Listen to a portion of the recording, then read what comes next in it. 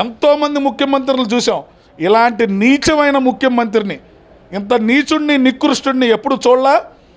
సామాన్యుడు చాలా ఆనందంగా ఉన్నాడు జగన్మోహన్ రెడ్డి పరిపాలనలో ఆనందంగా ఉంటే ఆయనకి 11 సీట్లు ఎవరో పర్సంటేజ్ వచ్చిందంటే నువ్వు కుక్కల కంటే హీనంగా చూసావు.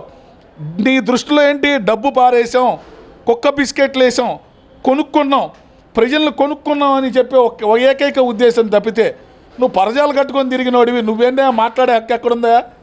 ఎవడొస్తాడో తెలీదు, ఎవడిని దగ్గర రానివ్వకుండా పరజాలు కట్టుకొని రహస్యంగా గడిపినోడు, గదిలోంచి బయటికి రానోడు, ప్యాలెస్లో బయట ప్రపంచంలో ఏం జరుగుతుందో తెలియక ప్యాలెస్లో మహారాజులాగా రోమ్ నగరం తగలబడుతుంటే పిడేలు వాయించుకున్నట్టు ఈయన లోపల కూర్చొని సజ్జల రామకృష్ణారెడ్డి చేత, ధనుంజయ రెడ్డి లాంటి వాడి చేత, సుబ్బారెడ్డి లాంటి వాడి చేత, విజయసాయిరెడ్డి లాంటి వాడి చేత రాష్ట్రాన్ని నాశనం చేయించిన ఘనత జగన్మోహన్ రెడ్డిది.